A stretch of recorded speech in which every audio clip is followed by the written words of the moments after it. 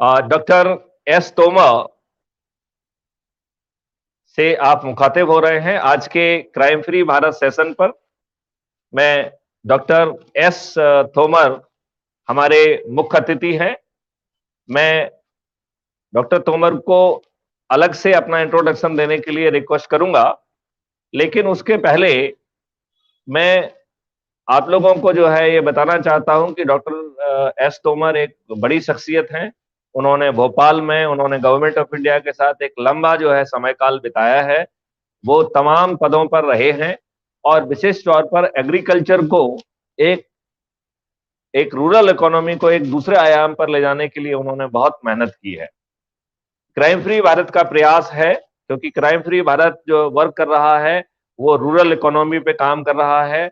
How we can minimise the cost of input in rural areas at the same time freeing the agriculture from chemical fertiliser and chemical pesticide. और इसमें जो गोबर का जो गाय का जो गोबर है उसमें कैसे माइक्रोब्स और कैसे बहुत सारी चीजों को इनग्रेड करके हम एक जीवित जो है एग्रीकल्चर कर पाएंगे। कैसे हम एक कंपोजिट एग्रीकल्चर का एक कॉन्सेप्ट सामने लेके आए जिसमें मेडिसिनल प्लांट्स भी होंगे, न्यूट्रिशस प्लांट्स भी होंगे, खाद्यान्न वाले सीरियल प्लांट्स भी होंगे, सीरियल क्रॉप्स भी होंगी, और उसमें एक रोटेशन के हिसाब से जो बैलेंसिंग है वो भी लाई जाएगी। और हमारा जो ऑर्गेनिक मटेरियल है हम इतनी मात्रा में जो है ना तैयार करेंगे जिससे कि जितनी भी जमीन पे हमें पेड़ उगाना है उस सब के लिए पर्याप्त ऑर्गेनिक मटेरियल हमारे पास हो।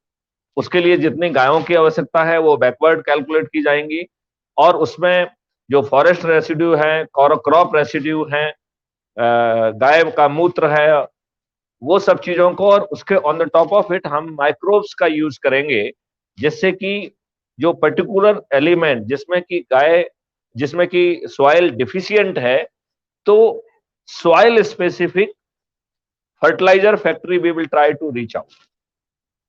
इससे जहां हमको एक तरफ जो है बहुत सारी कॉस्ट का इनपुट घटेगा, हम सीड्स के लिए भी जो है ना इनपुट घटाने के लिए और हाई वैरायटी लाने के लिए प्रयासरत रहेंगे।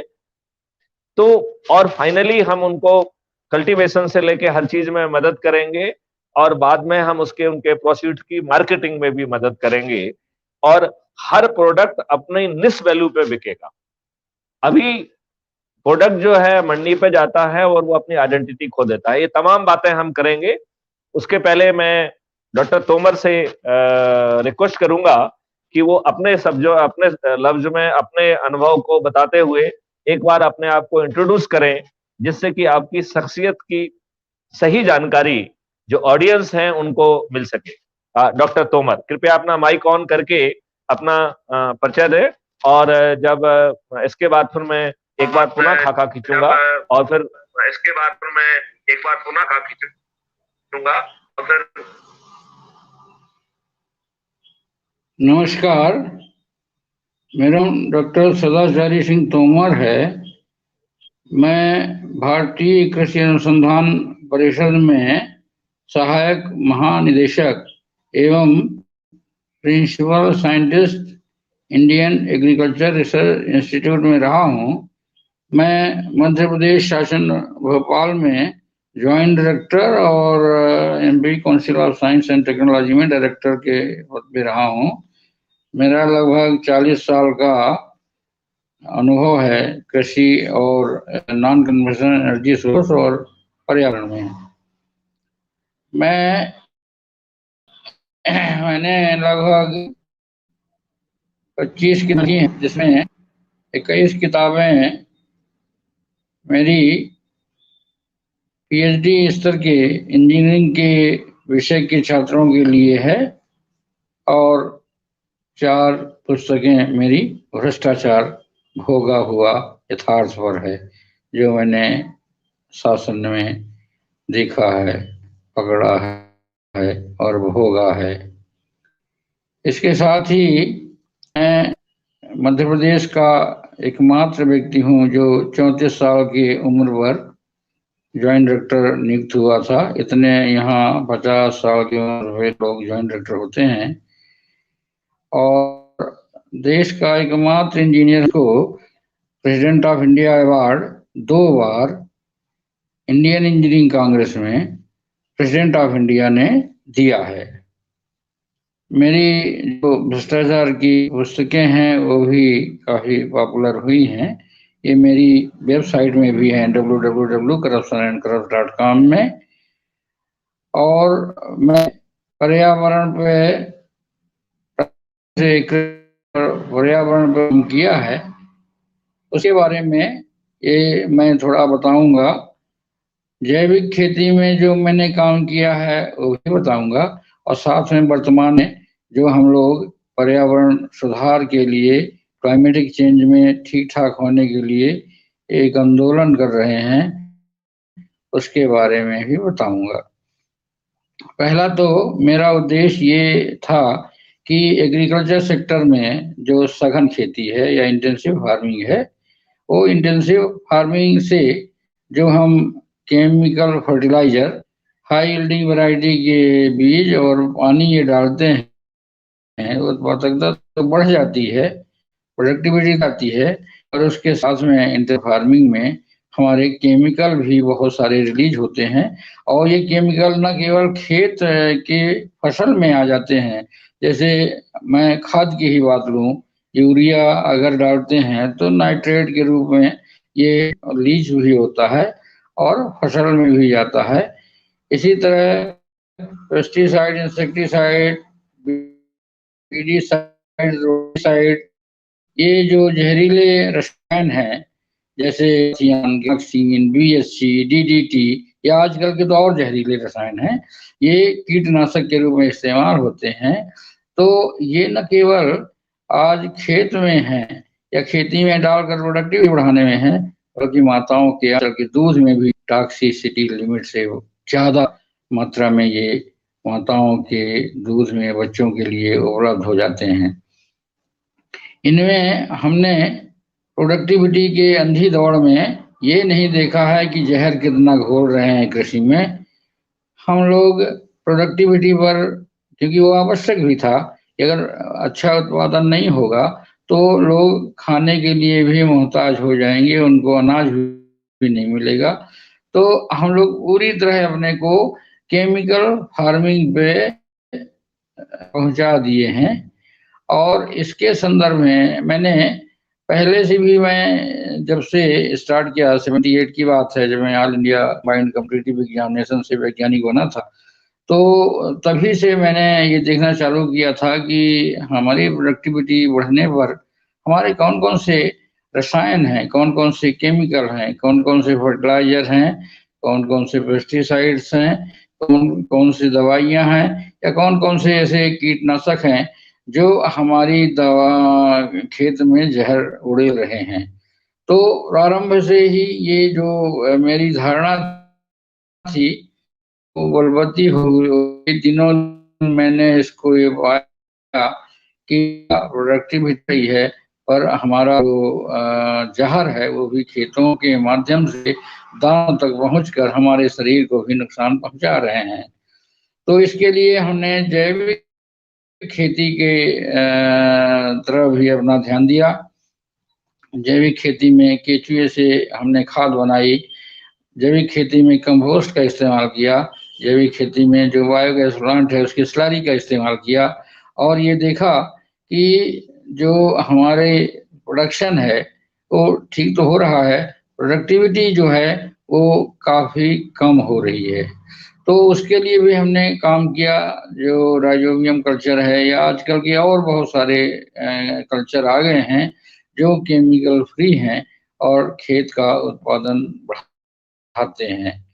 इसी संदर्भ में हमने 5 स्टेज जैविक खेती का एक छोटा सा एक्सपेरिमेंट किया है, जिसमें नीचे हमने हल्दी बो रखी है, ऊपर सतह पे धनिया और मेथी बो रखी है, उसके ऊपर एक 5-6 फीट के ऊपर जाल लगा करके, मतलब लकड़ी का वो बिछा करके उसमें सेम है या खीरा है, ऐसी चीजें चढ़ा करके वहां उत्पादन ले रहे हैं, लौकी भी।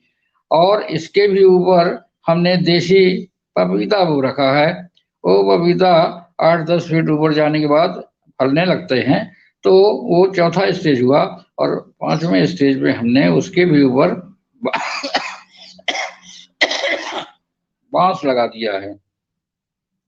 तो ये 5 स्टेज की जैविक खेती करते हैं।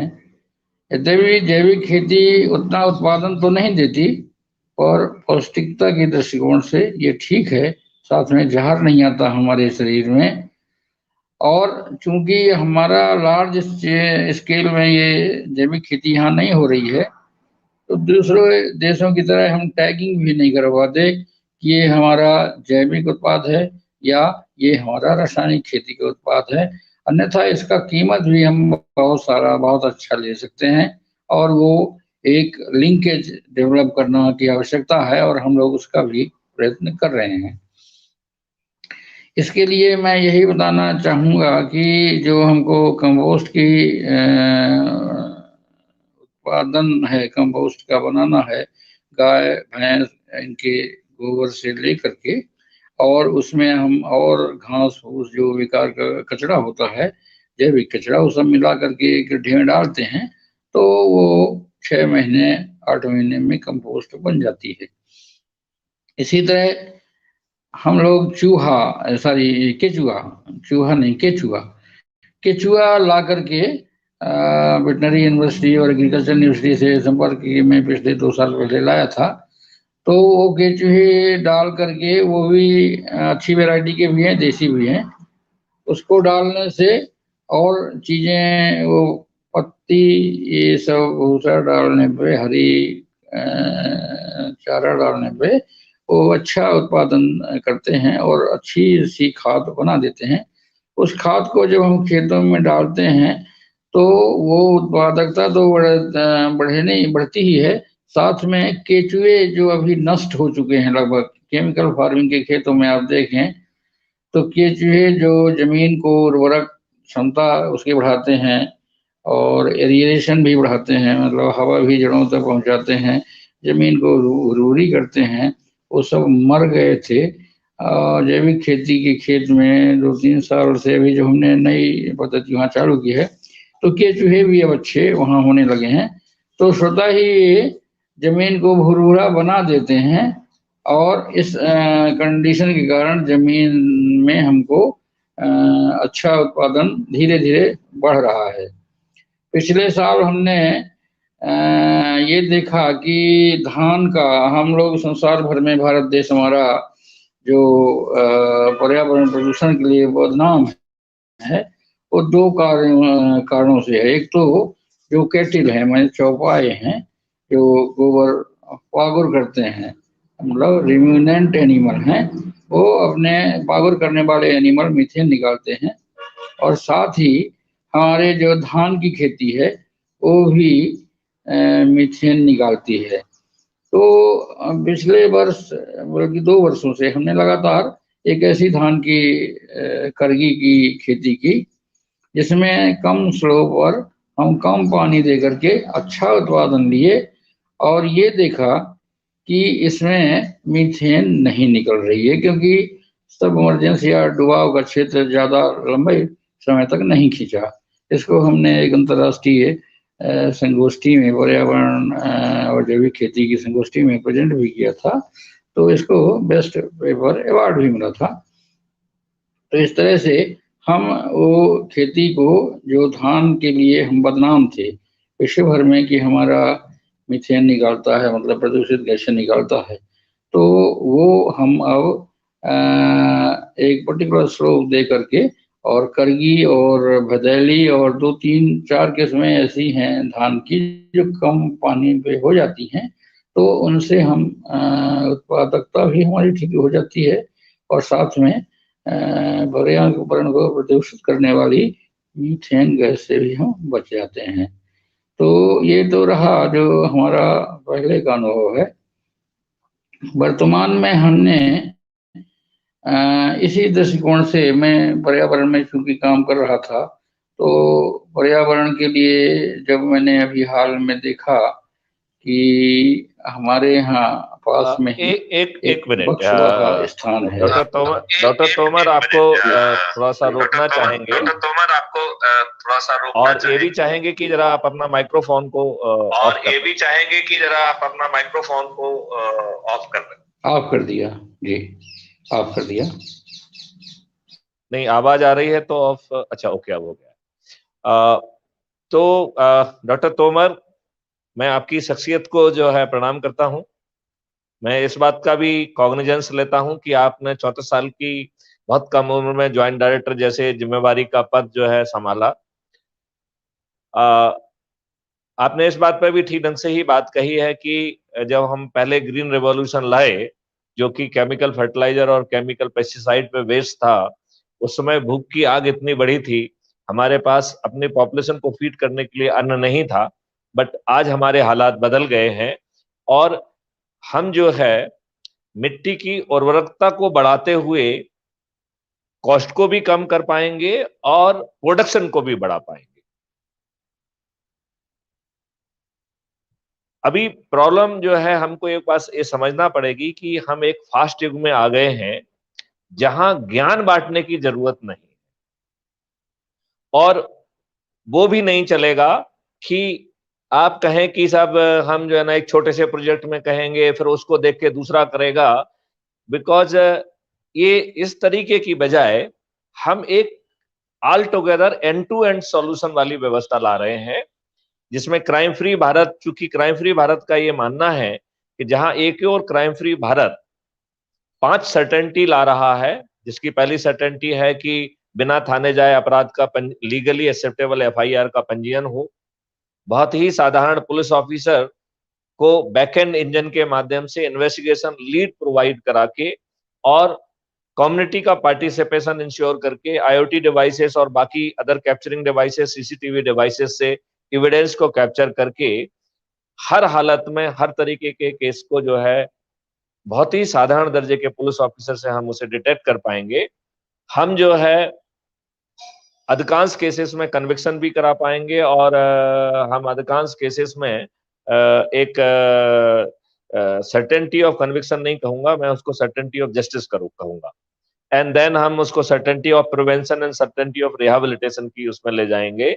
और 5 उसमें रेवेन्यू स्ट्रीम है, जिसमें कि समन्स वारंट वगैरह की तामीली हम अपने सिस्टम के माध्यम से करा पाएंगे और जो लोग हमारे वॉलंटियर्स होंगे उनको उसके लिए रेवेन्यू स्ट्रीम मिलेगी। हम इसमें एक्सपर्ट्स को और बाकी लोगों से जो है का भी रियल टाइम बेसिस पे जो है ना उनकी मदद ले पाएंगे और they will get the revenue stream for it. They can give the input, और जो वो इनपुट देंगे और जो ऑब्जर्वेशन देंगे उसके आधार पर भी उनको रेवेन्यू स्ट्रीम मिलेगी। और सिस्टम उनकी निस नीड को आइडेंटिफाई करके उनको भी जो है पूरा करेगा। इस तरीके का एक चमत्कारी सा जो है सिस्टम ये गवर्नमेंट ऑफ इंडिया बीपीआरएनडी की में एक नेशनल पुलिस मिशन के रूप में ऑलरेडी क्रियान्वित है। जब हमको लगा कि हम क्राइम फ्री भारत तब तक नहीं ला पाएंगे जब तक कि हमारे लोगों की पेट की आग यदि शांत नहीं होगी, तो वो इवन जेल जाने की रिस्क में भी अपराध करेंगे। लिहाजा ये जरूरी है कि क्रिमिनल्स को भी रिहेबिलिटेट करें।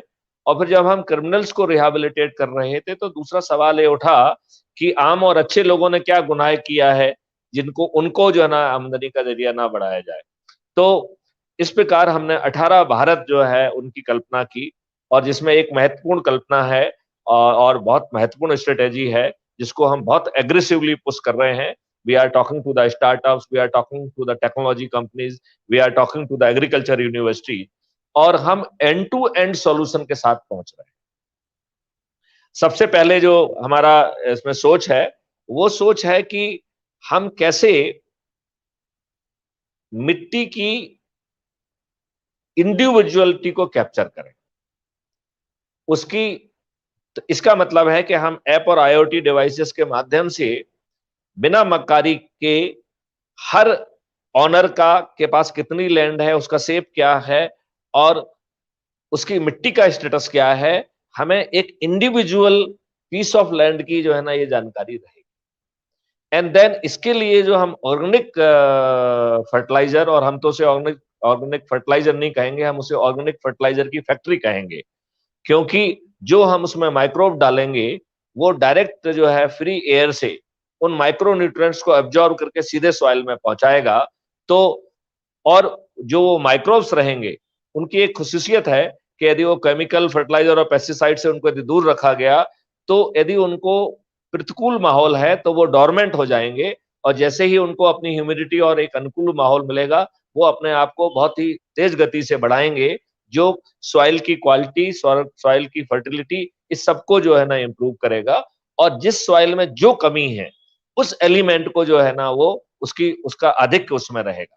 तो इस प्रकार हम सॉइल में वो माइक्रो एलिमेंट्स ला पाएंगे जो केमिकल फर्टिलाइजर जो है ला रहे हैं, और उससे बेहतर तरीके से ला पाएंगे। इसमें कॉस्ट का इनपुट बहुत कम रहेगा, और जो प्रोडक्टिविटी रहेगी, जो चूंकि अभी हमने होलिस्टिक सॉल्यूशन के साथ कार्रवाई नहीं की है, इसलिए हमारी प्रोडक्टिविटी अच्छी नहीं है। जो सॉइल का और जो सीड है, वो एक पर्टिकुलर वातावरण में फलने फूलने के लिए हैबिचुएटेड हो गया है, लिहाजा हम सीड भी ऐसा यूज करेंगे जिसे कम केमिकल फर्टिलाइजर की जो है आदत है। तो जहां पर ऑर्गेनिक फर्टिलाइजर्स और उसका यूज करके जो बीज है, उस बीज का संग्रहण करके तमाम वेराइटीज को जो है ना मेंटेन करके, और हर वेराइटीज में क्या खुसूसियत है उसको कैप्चर करके और उस नॉलेज को कंज्यूमर तक पहुंचाएंगे। और जो क्रॉप है उसके बोने से लेके, उसके लिए ऑर्गेनिक फर्टिलाइजर से लेके, उसकी हार्वेस्टिंग से लेके पूरी कार्रवाई एक बैक एंड इंजन जो है ना करेगा, जिसमें ढेर सारे स्टार्टअप होंगे और जो अपना अपना पार्ट एंड टू एंड करेंगे। और उनकी जो सेवाएं हैं वो रेवेन्यू शेयरिंग के ऊपर रहेगी। लिहाजा यदि किसी कारण से यदि क्रॉप अच्छी नहीं आती है, तो जो अमाउंट उनको रेवेन्यू शेयरिंग में मिलना चाहिए, दैट विल बी डिफर्ड। तो उसके कारण इवन बिना गवर्नमेंट की मदद के हम एक बहुत सशक्त एग्रो इकोनॉमी क्रिएट कर पाएंगे। चूंकि इन सारी चीजों को कैप्चर करने के लिए, चाहे सॉइल के डिटेल कैप्चर करने के लिए, या आम आदमी का हेल्थ स्टेटस कैप्चर करने के लिए, या उसको जो है सपोर्ट सिस्टम प्रोवाइड करने के लिए, ढेर सारे जो है ना उन्हीं गांव के लोगों की जरूरत पड़ेगी, जिन्हें ट्रेनिंग देके यूज किया जाएगा। तो उनको एक कंपोनेंट आय का मिलेगा बाय जो है ना participating and getting the 5 revenue stream by participating in crime free Bharat, in fighting crimes. Second, उनको रेवेन्यू मिलेगा अपने एग्रीकल्चर से, जहां पे कि कॉस्ट ऑफ इनपुट घटेगी और हमारी प्रोडक्टिविटी और फर्टिलिटी बढ़ेगी। और हम ना केवल क्रॉप पैदा करेंगे, बट जो क्रॉप होगी that will be much more superior crop, because it will be free from the chemicals and pesticide. और चूंकि वो केमिकल एंड पेस्टिसाइड से फ्री होगी, लिहाजा उसका हेल्थ के साथ जो है ना ज्यादा इम्पैक्ट होगा। और हम इस सीरियल को, जो हमारा एक्स्ट्रा प्रोडक्शन होगा, उसको हम जो है इंटरनेशनल मार्केट में बहुत ही निस प्राइस पे बेच पाएंगे। अभी जो इंटरमीडिएट्स की बहुत बड़ी प्रॉब्लम्स है, उसको टेक्नोलॉजी का यूज करके हम उसको बेसिकली हम इसमें फार्मर गड़बड़ी ना कर पाए, इस बात का ध्यान रखेंगे। तो पैकेजिंग से लेके क्यूआर कोड के माध्यम से जो फार्मर का जो वो प्रोडक्ट होगा, उस फार्मर की आइडेंटिटी कैरी की जाएगी। आज के सिस्टम में क्या हो रहा है कि किसी ने कुछ भी किया है, वो मंडी में जाके मिलके सब धान 22 पसेरी हो रहा है। आगे चल के यदि डॉक्टर जो है तोमर चाहेंगे, और उनको लगता है कि मैथिली शरण गुप्त बहुत अच्छी वैरायटी की कोई चीज पैदा कर रहे हैं, तो वो मैथिली शरण गुप्त का जो है वो चीज डायरेक्टली जो है ना थ्रू द वेब पोर्टल वो परचेज कर पाएंगे। और बैकएंड इंजन में जो है वो आप जो है ना मेरे पास से जो ना आपके पास तक कैसे पहुंचेगी, उसकी व्यवस्था होगी। तो किसी को उसकी चिंता नहीं पालना होगी। और जो कॉस्ट है हमारे से आप तक पहुंचने की, वो एक नॉर्मलाइज एंड एवरेज कॉस्ट, बहुत मिनिमम कॉस्ट पे जो है ना वो वहां पहुंच पाएगा। और जो इंटरमीडियरी जो है, जो होर्डिंग करके और जो बदमाशी करके बहुत सारा पैसा जो है ना बना रहे हैं, और किसान जो है वो फटी शर्ट पहनने पे मजबूर हो जा रहे हैं, किसान जो कहना चाहिए कि सुसाइड कर रहे हैं, हम उन सब चीजों से जो है ना बहुत आगे निकल जाएंगे। और हम जो है ना किसानों का प्रोडक्ट मिनिमम सपोर्ट प्राइस पे ना बेचकर हम निस प्राइस पे बेच पाएंगे। इस तरीके की एक आमूल चूल व्यवस्था के लिए क्राइम फ्री भारत जो है जो संस्था है, जो कि अंडर अम्ब्रेला ऑफ श्रेष्ठ आत्मनिर्भर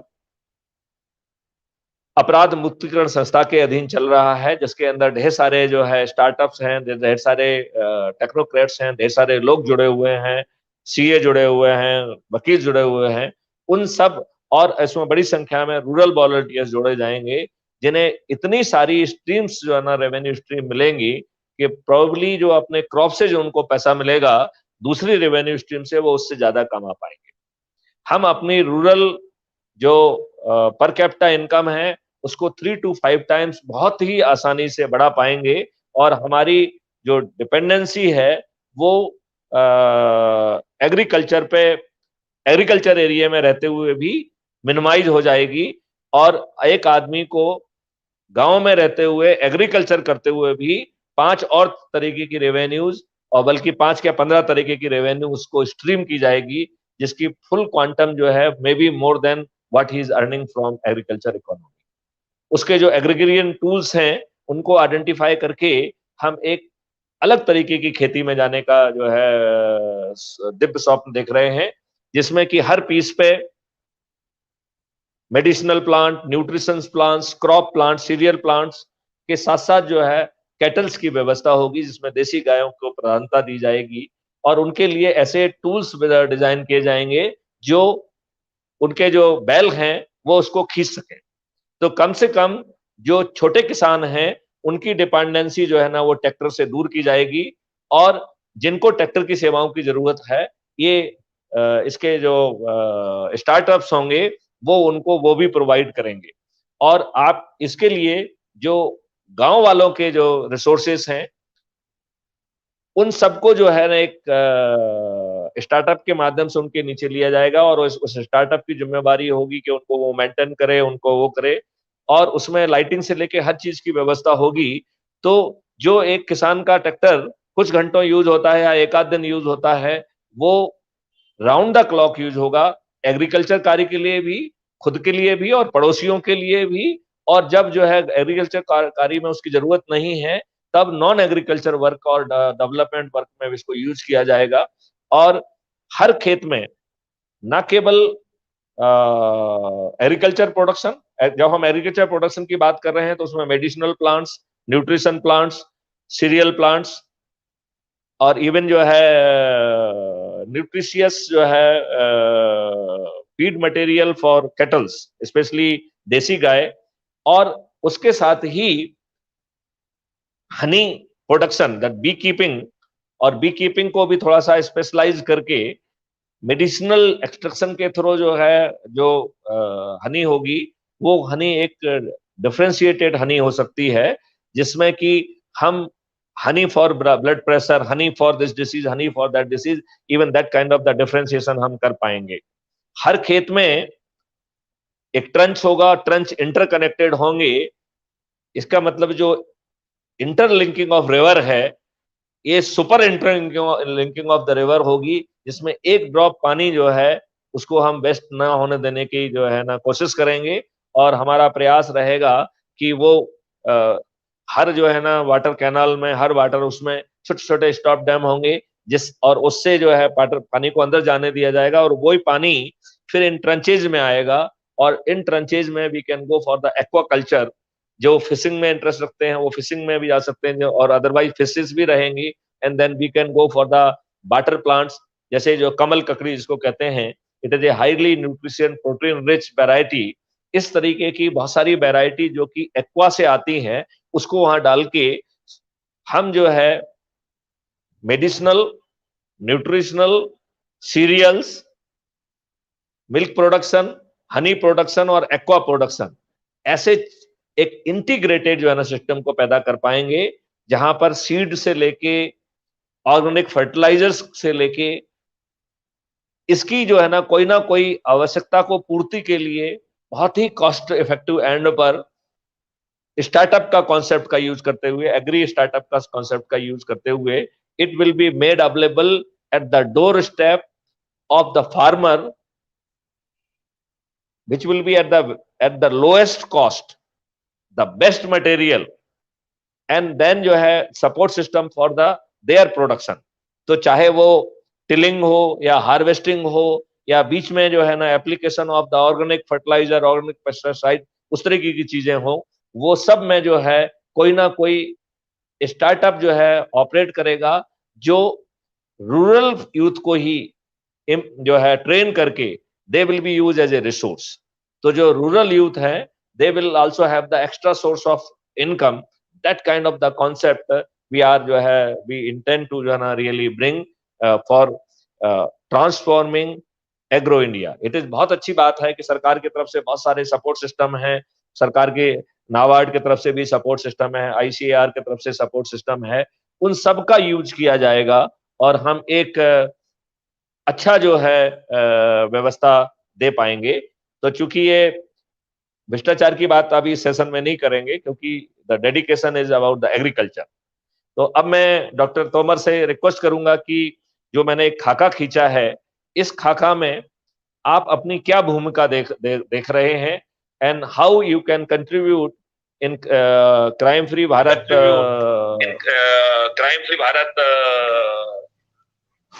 so please please you yeah so please please you yeah। देखिए, आपने अभी बहुत अच्छी बात बताई कि हम ऑर्गेनिक फार्मिंग या जैविक खेती में पहुंचने पे एक ऐसा सिस्टम डेवलप कर देंगे जो बहुत अच्छा हो जाएगा। और उसका मैं एक छोटा सा उदाहरण देता हूँ। केचुए मर गए थे और जो हमने केचुए डाले और उसके बाद केमिकल फ्री उसको खेत को आया, तो केचुए अपने आप मिट्टी को लगातार लगातार लगातार उर्वरापन दे रहे हैं और न्यूट्रिशियस भी बना रहे हैं। तो सॉइल का इम्प्रूवमेंट जो हो रहा है उसके कारण हमारी उत्पादकता बढ़ रही है, ऑटोमेटिक बढ़ रही है। कुछ हम केवल केचुए डाल दें और केचुओं को वहां पर पनपने दें तो हमारा खेत में 1-2 साल तो जो केमिकल फार्मिंग थी उसके मेरा ये कहना है कि अकेले केचुए क्यों डाले बाद में वो डॉक्टर तोमर मेरा कहना है कि अकेले केचुए क्यों डाले जाएं। हम जो है कि अकेले केचुए क्यों डाले जाएं, जो पर्टिकुलर सॉइल है।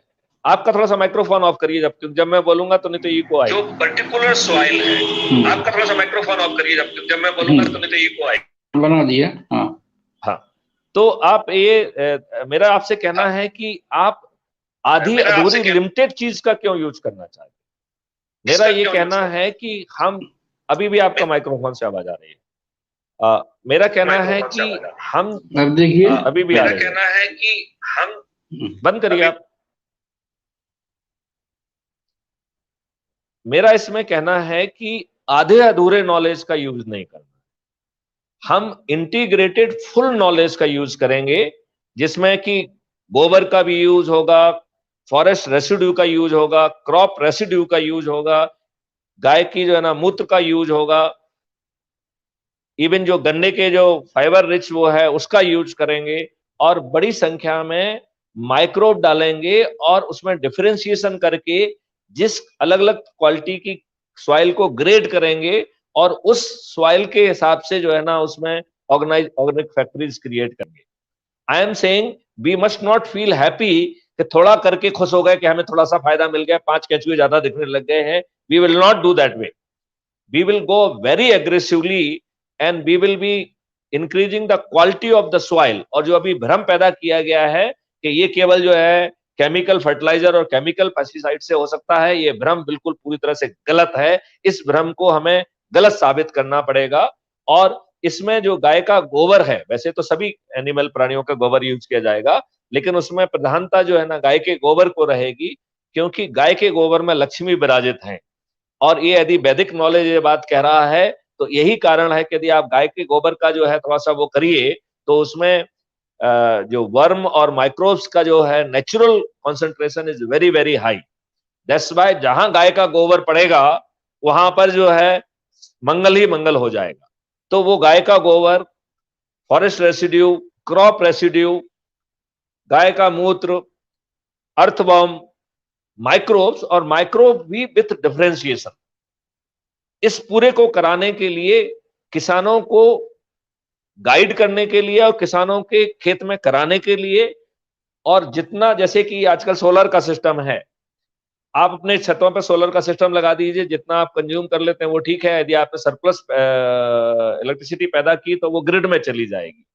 तो वो सिस्टम भी ऐसा ही रहेगा कि यदि मान लो आपने इतना फर्टिलाइजर पैदा कर लिया है जो आपकी आवश्यकता से ज्यादा है, तो वो आपके फर्टिलाइजर की ग्रेडिंग के साथ जिस व्यक्ति को उसकी जरूरत है उस तक जो है पहुंचाने की जिम्मेवारी बैकएंड की रहेगी, और आपको ऑटोमेटिकली उतना रेवेन्यू आपके खाते में पहुंच जाएगा। तो आपको जो जो आपके पास एक्सेस जो है ना ऑर्गेनिक मटेरियल है, उसको कहाँ लगाएं, ये आपको जो है ना उसकी चिंता नहीं पालना पड़ेगी। और आपको सिर्फ क्रॉप से ही नहीं जो है ना आमदनी होगी, बल्कि जो आप ऑर्गेनिक फर्टिलाइजर क्रिएट करेंगे, उस ऑर्गेनाइजर के excess organisation fertiliser will also become the part of your income. आपकी कॉस्ट जो है एग्रीकल्चर की कम हो जाएगी।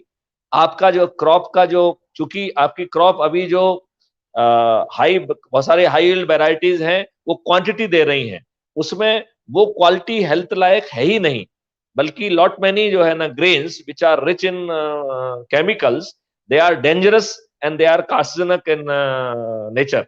यही कारण है पंजाब, जो कि एग्रीकल्चर में बाउल कहा जाता है, that has now become the centre of the cancer also. वहां के काफी लोग जो है ना वो कैंसर से पीड़ित हैं, और उनको, उनके पास जो वेल्थ भी आई है, उस वेल्थ में जो है ना नेगेटिव डायरेक्शन में चले गए हैं, तो they are suffering from drugs also. तो हम केवल रूरल एरिया में वेल्थ क्रिएट नहीं करेंगे, वेल्थ हम केवल रूरल एरिया में एंगेजमेंट क्रिएट नहीं करेंगे, बल्कि वी विल गो कि जो वेल्थ आएगी उसका वेल्थ का एक्सपेंडिचर इस तरीके से हो, we should enrich their culture. यदि एंटरटेनमेंट है तो हेल्दी एंटरटेनमेंट, उसके लिए वो दारू पीना शुरू ना करें, वो ड्रग्स लेना शुरू ना करें। और सरकार से भी मेरा अनुरोध है कि जिस चीज को आप प्रचारित कर रहे हैं और उसको उसके एडवर्टाइजमेंट में डाल रहे हैं कि साहब इससे कैंसर हो जा रहा है, गंदे गंदे से फोटोज में डाल रहे हैं, ऐसी क्या मजबूरी है कि हम उसको जो है एज ए प्रोडक्ट परमिट करें? सिर्फ कुछ पैसा जो है ना क्रिएट करने के लिए, कुछ रेवेन्यू पाने के लिए हम यदि दारू को बेचेंगे, तंबाकू को बेचेंगे, तो इट इज ए बहुत ही बुरा काम है। गवर्नमेंट को इस नीति से बाज आना चाहिए। और रेवेन्यू क्रिएट करने के लिए, मैं तो इतनी रेवेन्यू क्रिएट करने की बात कर रहा हूं कि from crime free Bharat alone so much revenue will come कि एक बटन दबेगा तो 1,37,000 करोड़ जो है ना रुपए सरकार के लिए पैदा होगा। अभी जो है ना किसी ने मुझे बताया, I will check whether this information is correct और नॉट, कि पूरा एक्साइज एंड कस्टम डिपार्टमेंट जो है ना लगभग कुछ 7 लाख करोड़ जो है पूरे साल में पैदा करता है। इसका मतलब है that much money could be created by pressing 7 button. Income tax तो उससे आधा ही मनी पैदा करता होगा।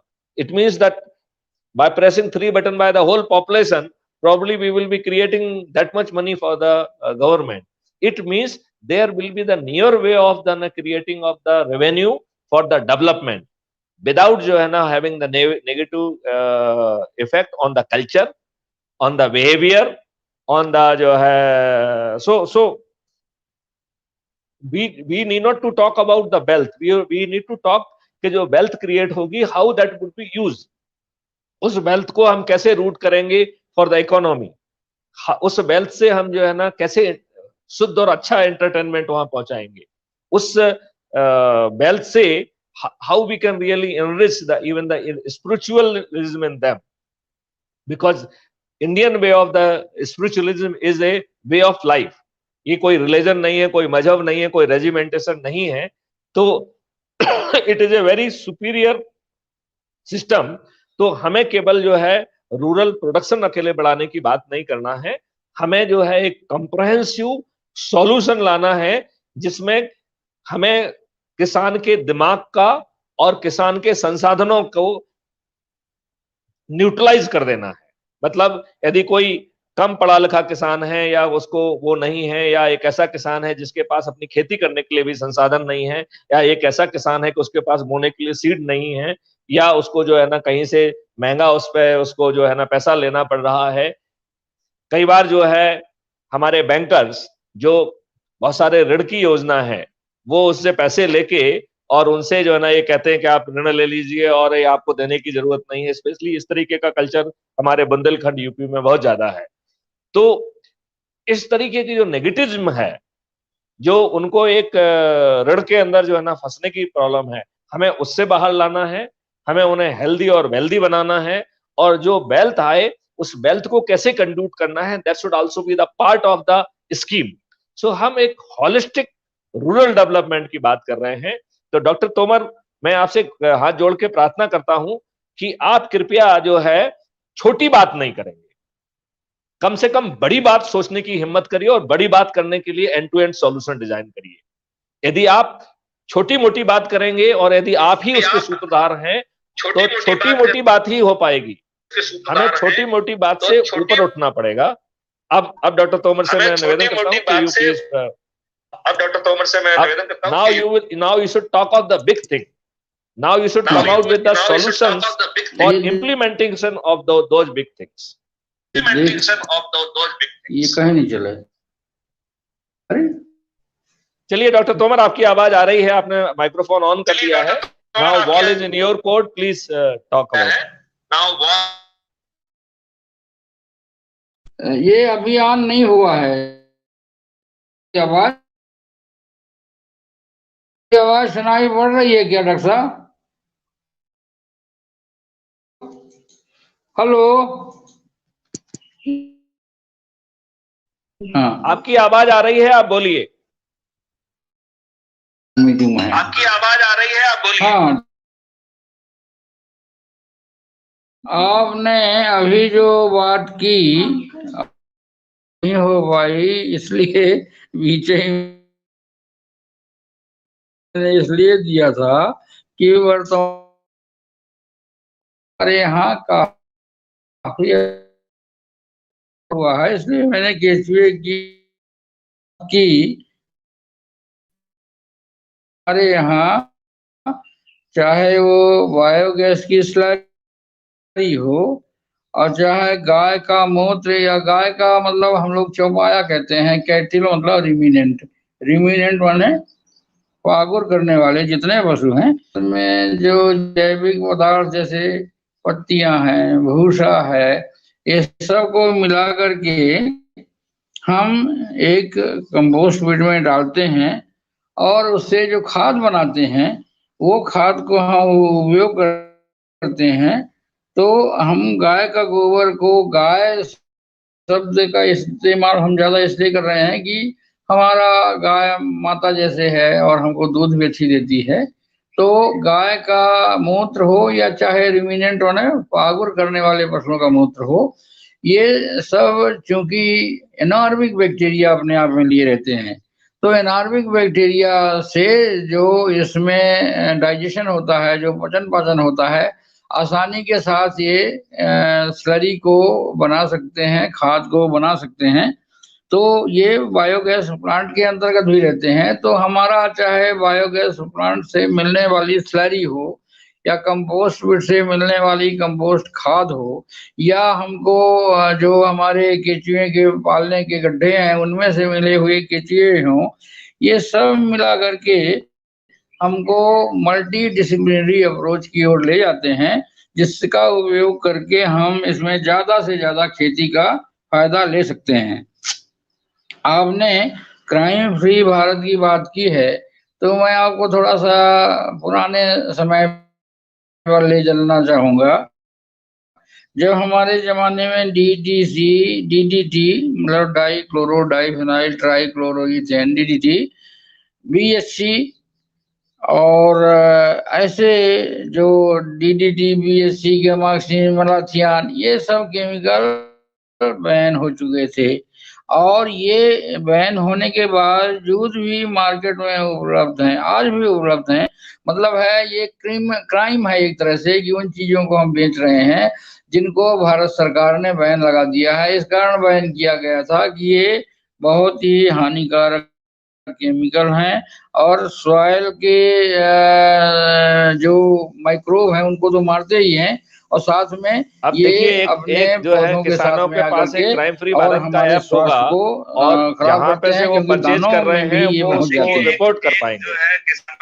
पास एक क्राइम फ्री भारत का ऐप, आप थोड़ा सा माइक्रोफोन को एक बार ऑफ करिए, जहां पर से वो परचेज कर रहे हैं वो उसको रिपोर्ट कर पाएंगे। हाँ, तो रहा हूं कि अच्छी की तो जो मैं बात कह रहा था वो ये बात कह रहा था कि जैसे आपने कहा कि साहब तो जो है जो मैं बात कह रहा था गवर्नमेंटल नहीं, आपका इको आ रहा है, माइक्रोफोन को ऑफ करेंगे तभी मेरी बात जो है ना हो पाएगी। तो जैसे आपने कहा कि डीडीटी या दूसरे जो है ना केमिकल्स हैं जो कि गवर्नमेंट के द्वारा बैन किए गए हैं, इसके बावजूद भी वो बाजार में बिक रहे हैं, यूज हो रहा है, और असली भी बिक रहे हैं और नकली भी बिक रहे हैं। तो ये बहुत आसानी से काम किया जा सकता है, ये पुलिस के माध्यम से संभव नहीं है, ये पब्लिक के माध्यम से संभव है। अज्यूम करिए कि आपने कहा कि जो यदि आप इसका आपके एरिया में ये चीजें प्रतिबंधित हैं, यदि कोई बेचना पाता जाता है तो आप जाइए और ऐप के थ्रू जो है ना उसको बेचिए और खरीदिए, एंड वो ऐप जो है ना will capture all evidences, and that app जो है ना flow that information and evidence will convert into the FIR, and जो व्यक्ति बेच रहा है वो सर्टेनिटी से जेल में जाएगा, और एक रेवेन्यू स्ट्रीम जिस व्यक्ति ने कैप्चर की है, जिस व्यक्ति किसान हो चाहे वो जो है और दूसरा यूथ हो, उसको जो है एक मोटी रेवेन्यू स्ट्रीम मिलेगी। तो निश्चित तौर पर ऐसी मक्कारी करने की किसी की हिम्मत नहीं होगी क्योंकि इन ऑल सर्टेनिटी कोई ना कोई तो उसे कैप्चर करके रेवेन्यू स्ट्रीम लेने की कोशिश करेगा और उसको पकड़वाने की कोशिश करेगा। अभी क्या है कि उसकी बेचारे की कोई सुनने वाला नहीं है, वो पुलिस के पास जाएगा तो पुलिस केस ही रजिस्टर नहीं करेगी, पुलिस पकड़ने के लिए नहीं जाएगी, पुलिस के पास अपनी बहुत सारी प्रॉब्लम्स है, वो किन किन चीजों के पीछे जाएगी। तो हमें व्यवस्था में एंड टू एंड सॉल्यूशन लाना पड़ेगा विदाउट कॉजिंग एनी इनकन्वीनियंस, किसी को जो है ना मस्का लगाने की जरूरत ना पड़े। बैकएंड इंजन जो है ना will take that information to the database में जो जिसके लिए जैसे मैंने उसके बैकएंड में एक एक्ट बनाया है, एक ड्राफ्ट रूल बनाया है जिसका हमने नाम दिया है national authority for scientific and technical assistance in investigation and detection of crime under entry 65C schedule 7 of the constitution. एक पूरा ड्राफ्ट बना के हमने गवर्नमेंट ऑफ इंडिया को बीपीआरएनडी के माध्यम से सबमिट किया है। तो जब ऐसी अथॉरिटी आ जाएगी तो आपने जो वायलेशन ऑफ रूल्स या क्राइम को जो कैप्चर किया है, एविडेंस को कैप्चर किया है, वो स्टेट बे आपके ऐप से सीधा जो है ना क्लाउड स्पेस में नेशनल अथॉरिटी के पास पहुंच जाएगा। और ये नेशनल अथॉरिटी का काम रहेगा कि वो बैकएंड इंजन से अपनी अथॉरिटी का यूज करते हुए उसमें एफआईआर भी कराए और उस एविडेंस का यूज करते हुए उनको कन्विक्ट कराए, और जिसने वो इंफॉर्मेशन दी है उसको एक मोटी सी रेवेन्यू स्ट्रीम भी दे दी जाए। इस व्यवस्था में चूंकि मोटी रेवेन्यू स्ट्रीम मिल रही है तो उसकी रिपोर्ट ना हो ये संभव नहीं होगा। तो अभी जो बेचने वाला पैसा कमा रहा है, यदि उसके लिए उसके गले में उससे ज्यादा जो है ना पेनल्टी पड़ जाएगी तो वो कभी जो है ना इस तरीके के धंधे में नहीं लगेगा। हमें ऐसा सेल्फ ड्रिवन मैकेनिज्म लाना पड़ेगी। अभी प्रेजेंट व्यवस्था की एक पर्टिकुलर विभाग के सहारे हम कोई चीज ला देंगे, ये संभव नहीं है। आज की स्थिति ये है कि जिस विभाग का जिस गड़बड़ी को रोकने की जिम्मेवारी है वो विभाग उसी के पेट्रोनेज में वो गड़बड़ी जारी होती है, चाहे वो पुलिस विभाग हो, चाहे वो फॉरेस्ट डिपार्टमेंट हो, चाहे वो फूड डिपार्टमेंट हो, चाहे वो एक्साइज डिपार्टमेंट हो, चाहे वो ट्रांसपोर्ट डिपार्टमेंट हो, यू नेम एनी डिपार्टमेंट, यदि उसके पास किसी चीज को रेगुलेट करने का पावर है तो उसी विभाग के जो है ना लोग रेंट सीकिंग बिहेवियर के तहत दे आर जो है ना promoting that kind of the activity, और उसका जो इल गॉटन राशि है that is being distributed to everybody including the politicians. तो ऐसे लोग जो कि इस तरीके की चीजों में इन्वॉल्व होते हैं, they are chummy with the politicians and they occupy the iconic post also. तो इस व्यवस्था को कहीं ना कहीं तोड़ना पड़ेगा, एंड उस व्यवस्था को तोड़ने से, किसी से हाथ जोड़ने से नहीं टूटेगी वो व्यवस्था। उसके लिए हमें टेक्निकल सॉल्यूशन लाना पड़ेगा, स्टेक होल्डर्स लाना पड़ेगा, हमें उसमें सेंसर्स लाना पड़ेंगे, हमें उसमें आईओटी डिवाइसेस लाना पड़ेंगे, और ऑटोमेटेड सिस्टम होगा जिसका चेयरमैन भी गड़बड़ी करने की स्थिति में नहीं होगा। यदि चेयरमैन गड़बड़ी करेगा तो वो भी जो ना कंपलसरी 7 साल का पनिशमेंट उसमें उसको रहेगा। और जो भी वो क्राइम होंगे, यदि मान लो वो crime chairman of that national authority ने किया है और यदि एज्यूम करिए उसने 5 तरीके के वायलेशन किए हैं, तो बैकएंड इंजन उसको कैप्चर करके अपने ही चेयरमैन के खिलाफ एफआईआर दर्ज करा देगा और चेयरमैन 7x5 35 साल के लिए जेल में पहुंच जाएंगे। तो हमें हर गलत करने वाले का इर्रिस्पेक्टिव ऑफ द लेवल, उसका जो पेट्रोनेज है उसकी मदद नहीं करेगा। वो पॉजिटिव काम जिसके लिए रखा गया है वो केवल वही काम कर पाएगा। उसको जो है ना इस बात की स्वतंत्रता नहीं होगी कि वो जो है उसको पैट्रोनाइज करे और उसके लिए उसके एवज में जो है ना रेंट सीकिंग बिहेवियर करे, उसके एवज में जो है ना वो घूस ले, उसके एवज में जो है ना पैसा कमाए और उस पैसा को सब तरफ बांटे और देन जो है ना he become so much favourite to everyone, but he become the most tactical most good officer और वो जो है ना फिर will occupy the all iconic place.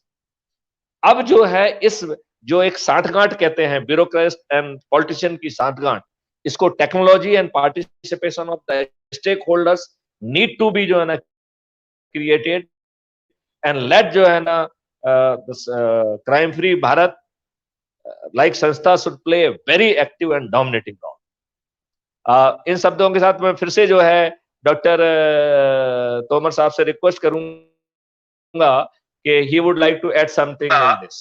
he would like to add something in this. मेरा थोड़ा सा 2 मिनट मुझे बोल लेने देंगे तो बड़ी कृपा होगी। मैं ये बताना चाहता हूँ कि देखिए, एक सबसे अच्छी बात यह है, हमको आज भी अच्छी कीमत जैविक खेती की, जैविक किस्म की मिल सकती है अगर हम इसको पूरा जहाँ जहाँ जैविक खेती होती है उसको एक हम साइक्लिक प्रोसेस में एक चेन से जोड़ सकें और साथ ही हम उसको टैगिंग की व्यवस्था कर दें, तो जो 10 रुपए किलो हमको प्याज जाती है या 10-15 रुपए किलो गेहूं जाता है, तो वो हमको डबल और ट्रिपल प्राइस में भी कीमत उसकी हमको मिल जाएगी।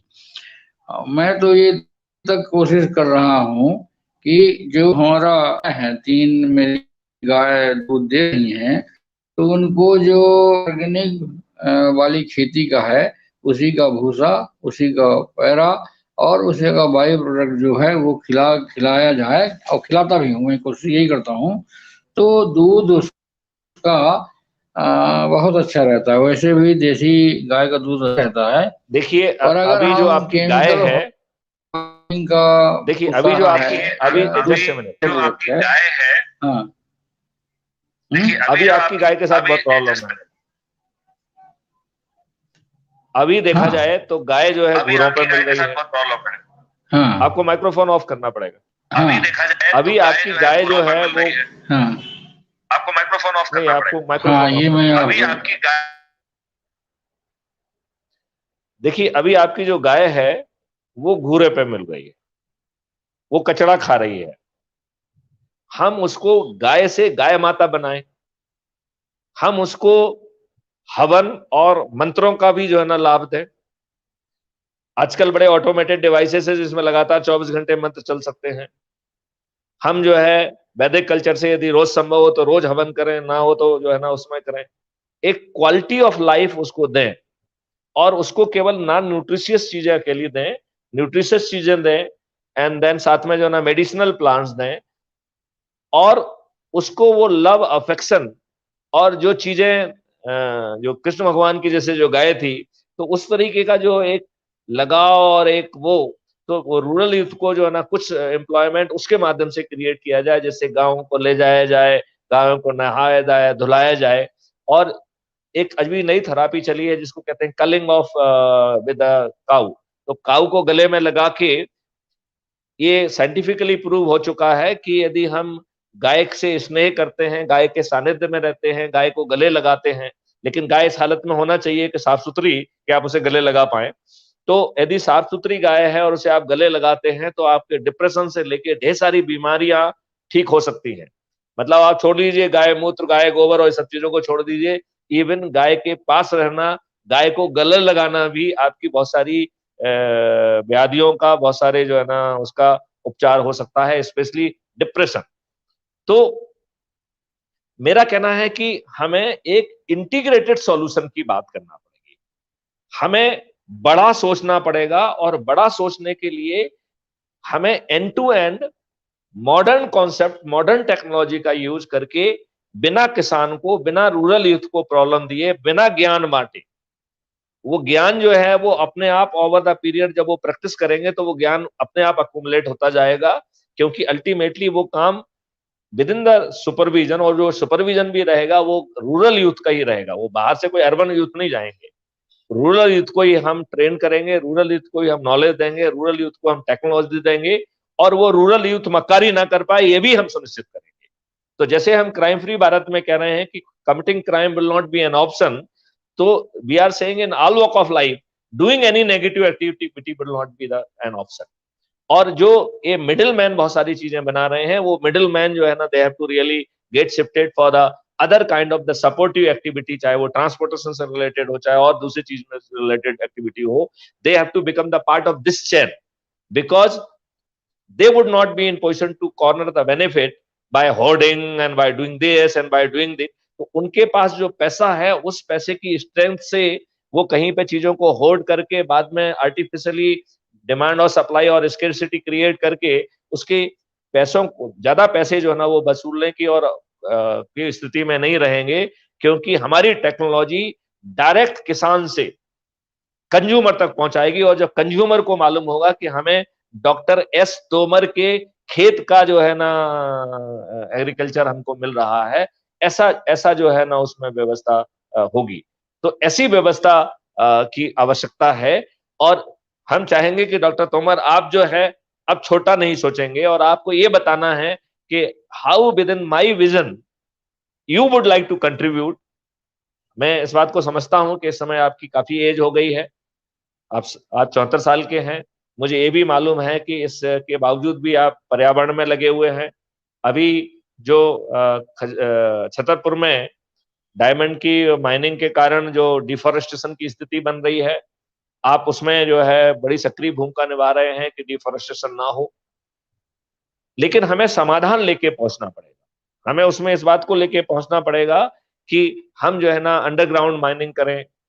हम उसके यदि ऑप्शंस के साथ जाएंगे और उसके ऊपर जो फॉरेस्ट लगा हुआ है उसको रादर और एनरिच करके जो लोकल पॉपुलेशन है उसमें उसका स्टेक बढ़ा के, if that could be use for a holistic development of the areas, और जो फॉरेस्ट प्रोड्यूस हैं वो उनको चाहे पत्तियां हो उनको जलाने की बजाय दैट फॉरेस्ट प्रोड्यूस और उसका जो है that should come and should be integrated with our organic manure. तो हम इतनी बड़ी क्वांटिटी में ऑर्गेनिक ह्यूमस मटेरियल पैदा कर पाएंगे कि हमें जो है ऑर्गेनिक मटेरियल की अपने उसके लिए जरूरत नहीं रहेगी। और हम जो है जैसे सोलर एनर्जी है उसी के कॉन्सेप्ट के हिसाब से जिसके पास सरप्लस ऑर्गेनिक मटेरियल होगा वो वहां से जो है ना पाइप होके उस एरिया में जाएगा जिसके पास ऑर्गेनिक मटेरियल क्रिएट करने की क्षमता नहीं है, क्योंकि उसके पास कैटल्स नहीं है, उसके पास ये नहीं है वो नहीं है, या rural area to urban areas जहां पर कि लोग बाग अपनी बागवानी के लिए इसके लिए उसके लिए जो है ऑर्गेनिक फर्टिलाइजर चाहते हैं। तो इस तरीके से let his surplus capacity of the villagers और rural areas that should also जो है ना become a source of income for that. मैं डॉक्टर तोमर से एक बार फिर से कहूंगा कि प्लीज जो है you come out with the package how you would like to contribute in crime free Bharat and healthy and wealthy rural India। और जब आप उसमें अपने कंट्रीब्यूशन की बात करेंगे तो आप छोटी बातों को नहीं करेंगे, जो अब तक हम करते आए हैं उनकी बातों को नहीं करेंगे। आपको जो है ना हमारी बात इस बड़े विजन के फ्रेमवर्क में आप कैसे जो है ना करना चाहेंगे, और आपकी जो 74 साल की जो उम्र है वो इसमें बाधा नहीं बनेगी, और आप it will give a lot of energy because you will be doing a constructive and positive work। Dr. S. Tomar। मुझे थोड़ा 2 मिनट का अगर बोल लेने देंगे तो बड़ी कृपा होगी, फिर आप उसको ब्रीफ करिएगा। एक तो मैं अभी एनर्जेटिक हूँ, 71 साल का हूँ मैं, 71 का, और मेरा ये कहना है कि जो मैं बता रहा था कि दूध अगर हम अपने ऑर्गेनिक फार्मिंग वाला बाई प्रोडक्ट गायों को देते हैं तो उसका स्वाद भी अच्छा होता है और न्यूट्रिशन भी अच्छा रहेगा। और इसके साथ में हम जो मेडिसिनल प्लांट की बात कर रहे थे, हमारे यहाँ चाहे वो आपका हमारा बुंदेलखंड का बक्सवाहा हो और चाहे खेत हो, जंगल हो चाहे खेत हो। आज हमारे ऐसे जगहों पे मेडिसिनल प्लांट की बहुत अच्छी खेती हो रही है। ये प्लांट तो है ही हैं, तो हमको ये बहुत बड़ा फायदे का होगा। जिस तरह से हम अभी जोर दे रहे हैं कि जैविक खेती हो, उसी तरह मेडिसिनल प्लांट की भी की जा सकती है और वो अच्छा हो सकता है। हमको वाटर रिचार्ज करना है धरती में, क्योंकि हम उसको खींचते जा रहे हैं। तो चेक डैम और स्टार डैम के साथ में ही हमको ये जो अभी बरसात का पानी है, इसको भी अंडरग्राउंड सप्लाई करके और उसको रिचार्ज करने की बहुत आवश्यकता है। और इसके लिए हमको टेक्नोलॉजी हमारे देश की भी है, इजराइल की भी है। हमारे यहाँ अब देखिए, इजराइल कितना कम हमसे पानी बरसात होती है वहाँ, पर उससे ही उसकी इतनी बढ़िया खेती करते हैं वो ड्रिप इरिगेशन के माध्यम से। और ड्रिप इरिगेशन का जो, जहाँ तक मेरा अनुभव है, तो ड्रिप इरिगेशन से बहुत कम पानी में हम बहुत अच्छी खेती ले लेते हैं। जहाँ तक है हनी की बात आपने की थी, वो एक बहुत अच्छा सप्लीमेंट है। मैं अपने मेरे घर में भी अभी कल परसों ही दूसरी हनी वहां से गई है। एक बहुत बड़ी हनी घर के अंदर हमने अपने आप नेचुरल वे में बना रखी थी। तो हनी आदमी से जितनी बी है, बी कीपिंग जो है वो आदमी को बड़ी मोह ममता से अगर पाला जाए तो घर में आसानी से ये जंगली हनी भी बी जो है, मधुमक्खियां हैं, वो आसानी के साथ हमारे घरों में दी जाती हैं। और अगर ऑर्गेनिक खेती वहाँ हो रही है आसपास, तो इनका हनी का भी क्वालिटी बहुत अच्छी होगी। इसी तरह आपने जो बताया गाय से डिप्रेशन, ये मेरा खुद का अनुभव है। मेरी बच्ची डिप्रेशन में थी, तो वो गाय से बहुत स्नेह करने लगी। और उसको भी जब ये पता कि डिप्रेशन इसमें बहुत कम हो जाता है, तो इसने गाय से गले लगना, गाय की किलनी निकालना, गाय को साफ सुफ रखना और उसके शाम सवेरे उसके साथ बैठ के लगभग बात सी करना, उसके लिए बड़ा अच्छा साबित हुआ है। और वो फायदा भी हमको मिलता है। तो इस तरह से हमको डिप्रेशन भर में नहीं बल्कि और चीजों में भी, जैसे टेंशन है उसको भी कम कर देता है। कोई तकलीफ है, जैसे आप घरेलू लड़ाइयाँ हैं, उसको भी कम कर देता है। तो इसके साथ में मैं अभी थोड़ा सा बताना चाहूँगा जो हमारा वर्तमान का प्लान है। आपने कहा था ना कि हमको समस्या भर नहीं समाधान भी बताना है। इस संदर्भ में मैं थोड़ा सा बताना चाहूँगा कि अभी हमने 5 जून से, विश्व पर्यावरण दिवस के दिन से, बक्सवाहा का प्रोजेक्ट, जो संसार में सबसे बड़ी और सबसे अच्छी क्वालिटी खदानें हैं उनमें से एक है, तो वो हमने लिया। उसमें जो समस्याएं थी उसका हमने समाधान भी किया। क्या है, रियो टेंटो जो ऑस्ट्रेलिया की फर्म थी, वहां पर उसने सर्वे किया था और पाया था 200 फीट के नीचे ये बहुत अच्छी गौएं हैं और अच्छे दाम में भी हैं। तो इन्होंने जो ऑक्शन किया बिरला फर्म को, तो ऑक्शन के समय इनने ये माइनिंग शब्द लिख करके अंडरग्राउंड माइनिंग नहीं की। उसका नुकसान क्या हुआ कि हमको ओपन कास्ट माइन भी ये करेंगे। अब ओपन कास्ट माइनिंग में इतने वहां पर वृक्ष हैं, इतने श्रब्स हैं, इतने तरह की छोटे छोटे झाड़ियां हैं और वहां पर पौधे हैं, काई है, सब है। ये तो विनाश में होंगे ही, और इनके विनाश से 1 करोड़ व्यक्तियों की जो ऑक्सीजन मिलने चाहिए, मिल रही है सतत, वो भी विनाश में चली जाएगी। दूसरा, वहां पर शैल चित्रों का एक बहुत बड़ा भंडार हम लोगों ने ही खोजा है। पहले किसी वैज्ञानिक ने पीएचडी करते हुए किसी प्रोफेसर में देखा था कि वहाँ शैल चित्र है। तो आदि मानव की जो सभ्यता के हैं वो हमने खोजा, श्रृंखलाबद्ध खोजा है, और वहां पर देखा है कि शैल चित्र बहुत बहुत ज्यादा तादाद में है। तो इनको विश्व धरोहर के रूप में घोषित कराना भी हमारा उद्देश्य हुआ है। इसके साथ ही हमने इनको ये कहा है कि भाई देखो, आप जो इतना बड़ा जंगल को काट रहे हो, इसके जो वन्य प्राणी हैं उनको विनाश कर रहे हो, और पक्षी हैं, मोर जैसे पक्षी हैं, इनको भी तमाम हटा रहे हो, तो इसका परिणाम क्या होगा कि हम अपनी बायोडाइवर्सिटी का ही विनाश कर देंगे, तो बड़ी समस्या होगी। और जो वृक्ष हैं या झाड़ियां हैं या जो भी हरे पत्तियां हैं किसी भी चीज की, वहां ये कार्बन डाइऑक्साइड खा करके जो ऑक्सीजन का प्रदान करते हैं, तो आदमी की ऑक्सीजन का फायदा तो मिलता है, साथ में ये जो कार्बन डाइऑक्साइड ग्रीन गैस है, तो ये गैसेस वातावरण में एक छतरी सा बना लेती हैं, और उससे क्या होता है कि वैश्विक तापमान या ग्लोबल वार्मिंग होती है। और ग्लोबल वार्मिंग के परिणाम आप देख ही रहे हैं, इरेटिक रेनफॉल होती है और बहुत सारी समस्याएं, अंटार्कटिका की बर्फ भी पिघल रही है। तो इन सब का सलूशन हमने जो शासन को दिया, हमने कहा समस्या तो है ये, पर इसका समाधान क्या है। हमने समाधान के रूप में राष्ट्रपति जी को लिखा, प्रधानमंत्री जी को लिखा कि समाधान है कि इसको आप अंडरग्राउंड माइनिंग से निकाल लीजिए। तो किंडर लाइम जो है उससे वहां पर की जो चट्टाने हैं भुरभुरा करके वहां उसके माध्यम से निकाल ली जाएंगी, और ये चट्टाने जहां पर हीरा है उसको आप ट्रेसर टेक्निक से, और चाहे रेडियो एक्टिव रेडिएशन से, चाहे सोनार टेक्नोलॉजी से, और चाहे रिमोट सेंसिंग से आप लोकेट कर सकते हैं आसानी के साथ।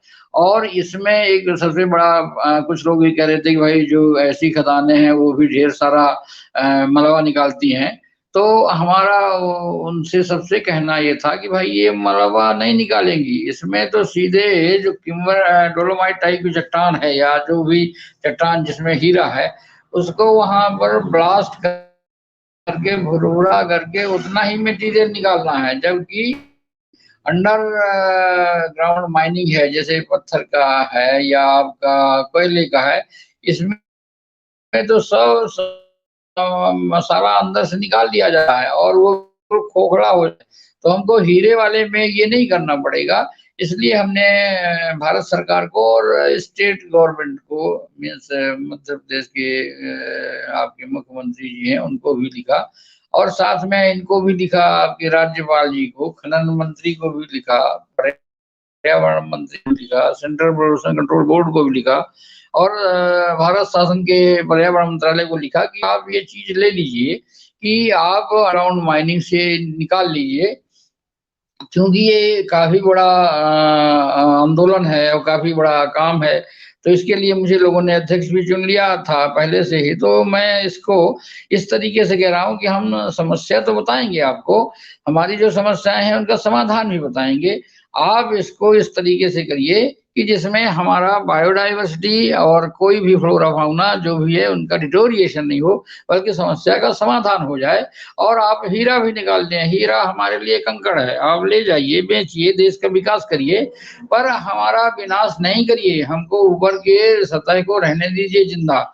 और लालच देखिए, लालच कितनी है कि लोगों ने क्यों ऐसा किया बदमाशी कि अंडरग्राउंड माइनिंग का जो रिकमेंडेशन था उसको माइनिंग शब्द में बदल करके उनका मतलब है कि ऊपर से खोदेंगे तो 200 फीट तक गहराई में जो भी हीरा मिलेगा वो भी बहुत अकूत संपदा का है।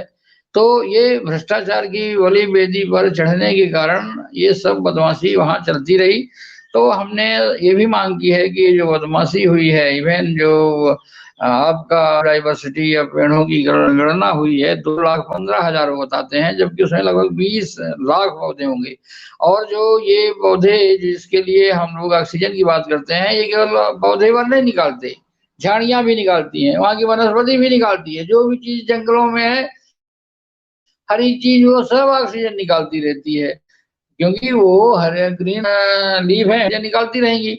तो हमने वो सब एनालिसिस करके सभी मंत्रालयों को दिया है और साथ में सूचना अधिकार नियम के अंतर्गत एक्शन टेकन रिपोर्ट भी मांगी है कि भाई हमको ये दे दीजिए, और अगर आप ऐसे नहीं मानेंगे किसी हालत में तो हमको PIL भी दायर करना है। इसके बारे में भी हम वकीलों से संपर्क कर रहे हैं। तो अब हमारा उद्देश्य केवल ये है कि ये समस्या का समाधान सरकार स्वयं सोच ले, और किसी हालत में अगर ऐसा नहीं है तो भाई अगर आप उसको खोदते हो तो जो नंगी पहाड़ियां हैं वहां पर उतना वृक्षों का पौधारोपण करो, उतना बढ़ाओ, पर वो उतना तभी है जब अत्यावश्यक हो, जबकि यहाँ अत्यावश्यक नहीं है तो आपको अंडरग्राउंड माइनिंग पे जाना ही पड़ेगा। तो आप हमारे बुंदेलखंड रीजन को इस तरह से नहीं कर सकते हो कि वो जैसे पन्ना का कर दिया, पन्ना में सब हीरा उरा निकाल लिए पर पन्ना के विकास में कुछ भी नहीं लगा। पन्ना ज्यों का त्यों गरीब है। अगर वो पहले से ये हो जाता कि पन्ना के विकास के लिए 0.1% धनराशि जो हीरो की होती है, पन्ना का विकास बहुत अच्छा हो जाता। इसी तरह छतरपुर के केस में बहा है, बक्सबाहा में कुछ परसेंट आप कह दीजिए कि भाई यहाँ के लोकल डेवलपमेंट के लिए होगा, ये लोकल आदमियों को एम्प्लॉयमेंट दिया जाएगा, तो ऐसे यहाँ पर लोगों का भी अच्छा फायदा मिलेगा और साथ में आप हीरा भी निकाल सकते हैं। तो मेरा मतलब है होलिस्टिक अप्रोच बहुत जरूरी है। तो इसके लिए हम आपसे भी निवेदन करते हैं, आप भी इस दृष्टिकोण से एक बार जरा आप वहाँ हो आइए, आप देखिए कि सही में कितनी समस्या है। समस्या केवल वहाँ के रहने वाले आदिवासियों और की नहीं है, 15 गांव के नहीं है। ये जितना ऑक्सीजन ये दे रहे हैं वो ऑक्सीजन जैसे ही बंद होगी तो ये पूरे एटमॉस्फेयर में कमी लाएगी। वैसे भी हमारे जंगल कट के कितना कम हो गए हैं और हम अपनी सीमा से ज्यादा कटाई कर चुके हैं। तो हमको ये विनाश से बचने के लिए विकास भी बनाना है, सस्टेनेबल डेवलपमेंट करना है, तो हमको ये ही पड़ेगा।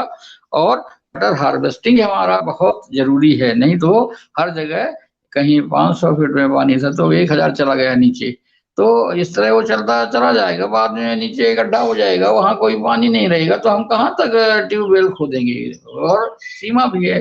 तो इसलिए हमको अंडरग्राउंड रिचार्ज के लिए वाटर हार्वेस्टिंग की प्रक्रिया बहुत जरूरी है। चेक डैम और स्टॉप डैम के माध्यम भर से नहीं हो सकती, इसमें हमको बहुत सारी टेक्निक इस्तेमाल करनी पड़ेगी, घरों के आसपास भी, खेतों के आसपास भी, जंगलों में भी, जिससे कि हम अंडरग्राउंड वाटर को रिचार्ज। तो इस कारण से मेरा आपसे भी निवेदन है कि ये भारत है आपको क्राइम फ्री कहा जाए, जैसे जंगलों की कटाई कैसे रुके, कहाँ पर रुके।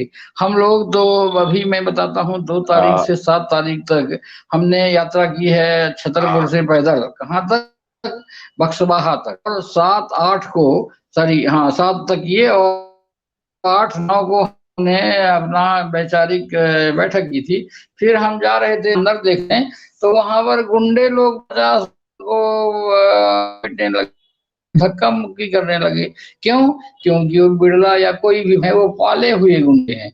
वो कहते हैं आप अंदर नहीं घुसोगे, अगर आप अंदर तो चीजों उठा दोगे, तो हमको अंदर नहीं जाने दिया। फिर हमने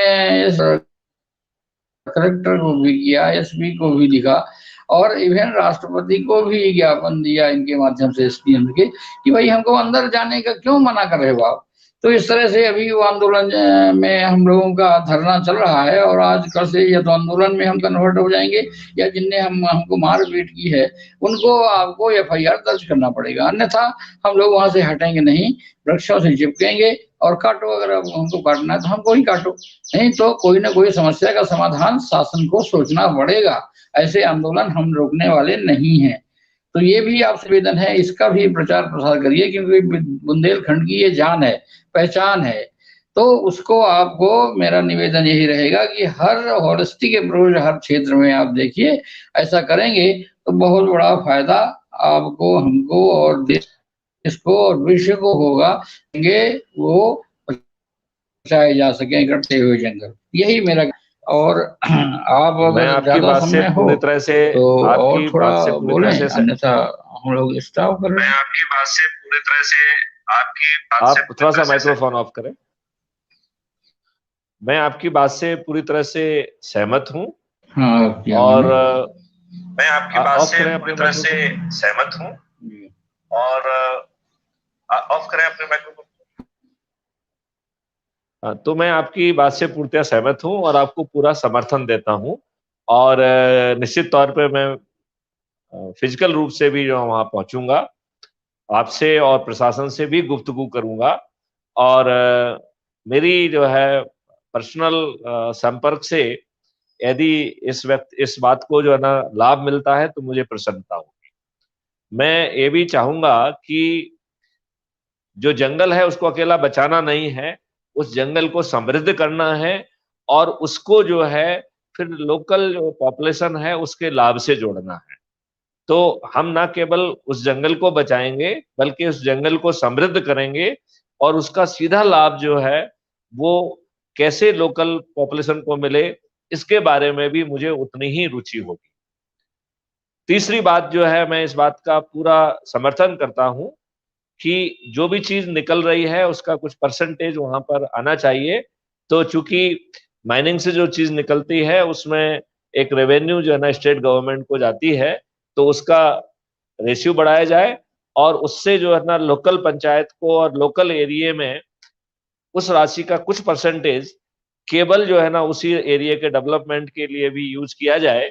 तो जो बुंदेलखंड बहुत पिछड़ा हुआ रीजन है, उसको हम काफी हद तक जो है ना एडवांस कर सकते हैं। और जब हम एडवांस की बात कर रहे हैं तो हम उसमें उस एरिया के एग्रीकल्चर को एक लाभ का सौदा बनाएंगे, एक डायलॉग के बतौर नहीं बल्कि एंड टू एंड सपोर्ट के माध्यम से, थ्रू एग्री स्टार्टअप के माध्यम से, जहां पर कि हम नॉलेज नहीं बांटेंगे। हम जो है उनको इन स्टार्टअप के सुपरविजन में जो कराना है वो कराएंगे और उनको एक रिटर्न गारंटी करेंगे, उनको एक रेवेन्यू स्ट्रीम गारंटी करेंगे। इस तरीके की जो है ना एक होलिस्टिक पार्टनरशिप की व्यवस्था जो है ना जरूरी है। ये जो जो लोकल व्यक्ति है, जो व्यक्ति जो है फॉरेस्ट पर जो करना चाहिए एग्रीकल्चर प्रोड्यूस पैदा कर रहा है, उसको कम लाभ मिल रहा है, बीच के बिचौलिए ज्यादा लाभ ले जा रहे हैं। इस व्यवस्था को टेक्नोलॉजी और पार्टिसिपेशन के माध्यम से हमें बदलना ही होगा। और ये व्यवस्था शायद जो है गवर्नमेंट नहीं कर पाएगी क्योंकि उसे जो ये मिडिल मैन है यही फाइनेंस कर रहे हैं। तो अपने दूध देती गाय को कौन छोड़ना चाहेगा? यदि जो इंडस्ट्रियलिस्ट हैं और जो लोग हैं, ये जो ढेर सारा चंदा इन नेताओं को दे रहे हैं, उनको उनके हितों का संरक्षण करना जो है वो सरकार के लिए ज्यादा जरूरी हो गया है, रादर देन गांव के लोकल पॉपुलेशन को, गांव के लोगों के जो है ना उनका। तो ये जो अभी तक की जो एक्सप्लॉइटेटिव व्यवस्था है, इस व्यवस्था को कहीं ना कहीं हमें जनता के हित में, रूरल पॉपुलेशन के हित में, केवल शब्दजाल के माध्यम से नहीं बल्कि करके दिखाने वाले अंदाज में, और उस करके दिखाने वाले अंदाज में भी हम कम से कम कष्ट जो है वो उस किसान को पहुंचाएं और हम उसे अनावश्यक ज्ञान बांटने की भी कोशिश ना करें। यदि हमें कुछ ज्ञान बांटना भी है, उसको वहां इम्प्लीमेंट भी कराना है, तो उसके लिए हम रूरल यूथ का जो है ना एक फौज पैदा करें, वॉलंटियर्स पैदा करें, उन्हें स्पेशलाइज ट्रेनिंग दें और जो भी वो काम करें वो मुफ्त में ना करें, वो उनके लिए रेवेन्यू स्ट्रीम फ्लो हो। तो वो एक होलिस्टिकली मोटिवेटेड होकर वो कार्रवाई करेंगे। और ये भी सुनिश्चित करना है कि चाहे वो वॉलंटियर हो, चाहे वो किसान हो, वो भी नेगेटिव चीजों में इंडल्ज नहीं होना चाहिए। आज हमारा किसान भी दूध का धुला हुआ नहीं है, वो भी बहुत सारी नेगेटिव चीजें कर रहा है। वो उसको इतने सारे लाभ मिल रहे हैं लेकिन फिर भी वो नेगेटिव चीजें भी कर रहा है। अल्टीमेटली जो भी एग्रीकल्चर की चीज में नेगेटिव हो रहा है वो कहीं ना कहीं किसानों की सहभागिता से ही हो रहा है। चाहे वो over use of the fertiliser हो, केमिस्ट जो है ना पेस्टिसाइड हो। आज आज किसानों को छोड़ दीजिए, आज हर कोई जो है धन कमाने के लालच में दूसरे के लिए मौत का गड्ढा खोद रहा है। यदि आप गड्ढा खोदेंगे और ये सोचेंगे कि दूसरा इसमें गिर के मरेगा, तो ये आपकी बहुत ही त्रुटिपूर्ण थिंकिंग है।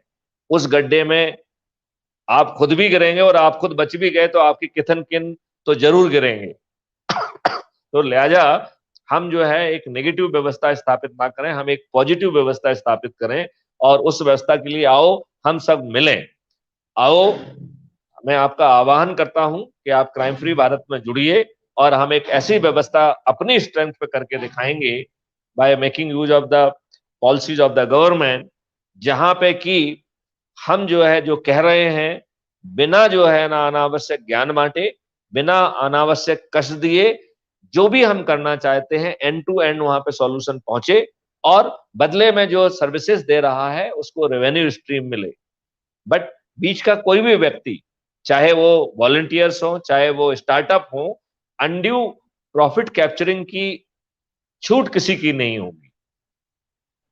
तो यदि हम उस तरीके की व्यवस्था से पे जाएंगे तो निश्चित तौर पे जो है हमारे किसान जो है हेल्दी भी होंगे, वो वेल्दी भी होंगे, रूरल एम्प्लॉयमेंट भी होगा, जो कि एग्रीकल्चर से भी आएगा, रिलेटेड सर्विसेज से भी आएगा, प्रोसेस इंडस्ट्री से भी आएगा।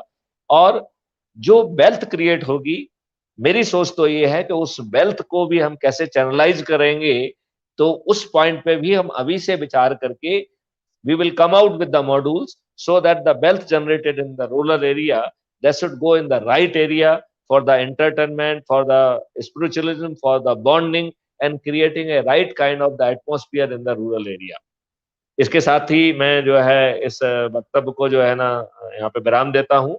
डॉक्टर सदाचारी तोमर जी, जिन्होंने लाइफ टाइम काम किया है और अभी भी बहुत एक्टिव होके काम कर रहे हैं 71 साल की उम्र होने के बावजूद भी, मैं उन्हें साधुवाद के लिए धन्यवाद देता हूं और मैं चाहूंगा कि उनका अनुभव और उनका लाभ जो है क्राइम फ्री भारत और को भी मिले और जो हमारे 18 भारत की हमने जो कल्पना की है, जिसमें कि धन की वर्षा होगी, जिसमें कि per capita income will grow by 3 times and GDP में ग्रो 5 टाइम्स, और उसमें with the least of the जो है ना expenditure on the side of government, and government would be creating so much revenue would be created for the government, probably our dependency on tax will be minimized. तो हम जो taxation रखेंगे वो minimum रखेंगे, 5% के आसपास रखेंगे, और it is more for the record keeping, जिससे कि इल गॉटन मनी जो है ना नहीं होना चाहिए। इस there should be no black money, everything will become white. जब टैक्सेशन कम हो जाएगा तो there is no incentive to unnecessary make their money black, और जब पूरी की पूरी मनी जो है ना व्हाइट के फॉर्म में अवेलेबल होगी तो हम उसमें इन्वेस्ट कर पाएंगे, हम उसको जो है ना बड़ी प्रोडक्टिवली यूज कर पाएंगे, और हमारा ग्रोथ रोड जो है वो 10 क्या 25% को भी हम टच कर पाएंगे। हम अपने भारत को एक वैदिक भारत के रूप में एस्टैब्लिश कर पाएंगे। आओ हम सब मिलके एक ऐसे भारत को, एक ऐसे यथार्थ को कन्वर्ट करें। हमें ये बात को सोचना होगा कि हमारे जो राजनेता हैं वो अपने हित को साध रहे हैं, वो अपनी कुर्सी को साध रहे हैं, वो अपने आप को सत्ता में बनाए रखना चाहते हैं। ये इस प्रवृत्ति से उन्हें करना पड़ेगा। अभी जो अपन कहते हैं democracy, it is not a real democracy. We have already moved in a politicocracy. तो डेमोक्रेसी की डेफिनेशन है government of the people, by the people, for the people. अब पीपल तो इसमें से गायब हो गया है, वो ज्यादा से ज्यादा मूर्ख बना के वोट देने की मशीनरी बन गया है। Now we have moved from the democracy to the politicocracy. Politicocracy की definition है कि government of the politician, by the politician and for the politicians. Unfortunately, in politicians में 43% जो है ना they are criminals as per their own admission, and 29% they are having very very serious offenses of the murder, rape, etc. यदि हम लोग सही समय पे नहीं चेते तो ये 47 कब 50% से ऊपर पहुंच जाएगा और हम पॉलिटिकोक्रेसी से क्रिमिनलोक्रेसी में जो है ना पहुंच जाएंगे। What is the criminalocracy? Government of the criminals, by the criminals and for the criminals. वो बहुत ही भयावह स्थिति होगी जहां क्रिमिनल्स की सरकार होगी, क्रिमिनल्स की पुलिस होगी और आप में डंडे लगाए जाएंगे। आओ इसके पहले ऐसा हो, हम इस व्यवस्था को बदलें अपनी शक्ति से, अपनी स्ट्रेंथ से, अपनी सोच से, अपनी टेक्नोलॉजी से, अपने पार्टिसिपेशन से, वेदर विद दिस गवर्नमेंट और विदाउट दिस गवर्नमेंट। जय हिंद, जय भारत।